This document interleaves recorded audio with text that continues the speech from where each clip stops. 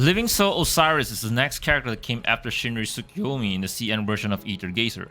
The global version of the game did state they will change the schedule, so I'm not entirely sure if S rank Osiris is, but I'm pretty sure 99% is gotta be Osiris. This video is to help you better break down Living Soul Osiris so you can decide whether you should save for her, or pull for Shinri Tsukuyomi now, or pull for Hela, or pull for Hades, or pull for Hera. Living Soul Osiris' nickname is called by her other self is Ming Wang, God of Death. She is a wind-based melee character, but she has two modes. Her normal melee mode and her mid-range Underworld mode after using her ultimate. Her mechanism type is Trace, the orb base if you're still unfamiliar with the game. Living Osiris had a terrible CN debut as her design sparked a BBC. Oh my god. And yeah, they had to went through double design for this. It was very embarrassing for the game. The lore behind her is pretty much very simple. She has a multi-personality with the OG Osiris, pretty much just like Yami Yugi and Yugi Muto. But you'll get to know more when you play her event story. Let's talk about her normal kit first. Her kit consists of her basic attack. She has 6 hits on her basic attack, and the first 3 will grant you 1 trace, and the last 3 will gain you another trace. So if you do a whole thing of 6 hits, you'll gain 2 traces. Skill 1, she'll throw a sight. Once you activate it the first time, you realize that it flashes up, and once it flashes up, it requires 2 traces, and you can trigger skill 1 once again, and it will went to the cooldown phase. Skill 2 requires 1 traces, and she'll do her sight breakdance dance to do some decent small range AoE damage. Skill 3 requires 2 traces. She performs an uppercut knocking enemy to the sky so you can do more combos. But this does not work on heavy enemies, but this does work on boss like Ethan, but eventually boss will gain some sort of a hyper body over time, so they can't stay on the air for very long. So don't do, you can try doing it for extra combo, but they will recover. She does has a dash attack, a frontal one and a fate one. The front one, she will do a windmill attack, pretty good to use together with your third skill to do some sort of a Tekken combo. The backdash, which is the Fate Stab, isn't really much of a use except backing out. It still does some small AoE damage, and that's really just it. So when Living Soul Osiris uses her ultimate, she can increase all teammate damage by 17%. She will have a separate HP bar that depletes over time. Once over, she will return to her normal mode.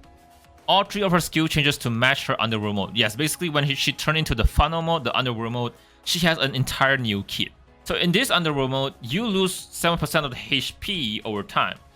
So you're in this mode for a roughly calculated time of 14.2 seconds. That includes if you don't take any damage. Once you return to your normal mode, you return to your previous HP, meaning that your previous HP that before you enter the Underworld mode, it doesn't reset. In the Underworld mode, her normal attack becomes some sort of flying blade, and skill 1 launches flying blade barrage, and while the skill is on cooldown, you can cast it again, but it will consume 2 traces. Skill 2 summons swords surrounding you that deals damage over time for 6 seconds. Skill 3, she will draw all enemies near her like she just became a vacuum cleaner and do an AoE damage of 1800% if you max it. I'm going to spare you the number details on this video. It's better to use her Underworld mode as their damage percentage are higher, so spam her ultimate as much as you can, and you get the idea. When equipping her Functor to her access key, her maximum traces increased by 6 instead of 4, now you have 6. Wow. You and your teammate ultimate charge rate increased by 5%. That is amazing. That's something you need to pick up. When skill 1 is on cooldown, recasting it won't consume any trace, and you can use the remaining trace to build up to do the AoE damage or your skill 3. When skill 3 hit enemies, you recover 1.2% of HP out of your max HP for 8 seconds. In exchange, it will consume all of your traces. Now keep in mind that this is only for the normal mode. However, in the Underworld funnel mode, the Functor will boost skill 3 damage and recover effect by 100%. Now that's actually quite insane. Now her Aether Code builds are pretty much simple. If you want more damage, build all the way yellow. If you want a semi of survival and also a little bit of damage, 1 raid, 2 yellow, and if you want just survivability, the entire raid path. Now the main core over here is to focus on the raid number 1. It increases the max HP in Underworld Judgment based on the numbers of time you enter Underworld mode. Every time you enter the Underworld mode, it increases 9%, and it stacks up to 5 times, meaning it increases up to 45%. This is basically the reason why a lot of people are saying that Osiris is better for long-term boss fight if you're not really good at dodging. For Sigil Build for F2P, I truly recommend Gale Sovereign for this direction and Raging Wave Decree for this direction. This helps you to gain trace easily and deal some decent damage still. Set 2, more wind damage and better for boss fight, better crit, so just roll for crit damage. Gale Sovereign and Griffin's Pride at this direction. And as for the Omega build, I recommend adding Moon Drifter because it increases the skill damage of Trace modifier by 10%.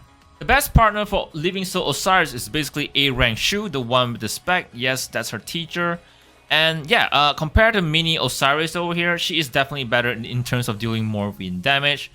And in the future, you're going to be waiting for S rank Tor, who is going to be more stronger than Shinri Tsukuyomi. So there you have it. If you can wait, then yeah, there's no need to pull for Shinri Tsukuyomi here, unless someone can pair with Shinri Tsukuyomi in the future. As for our teammate Sigil, just build them Nibelungenlied to gain your charge rate faster. Aside that, just try to pair A rank Shu with more wind damage, basically Gale Sovereign. Living Soul Osiris is a future-proof character. She doesn't surpass Shinri Tsukuyomi, but when Tor comes, they both out-damage her clearly.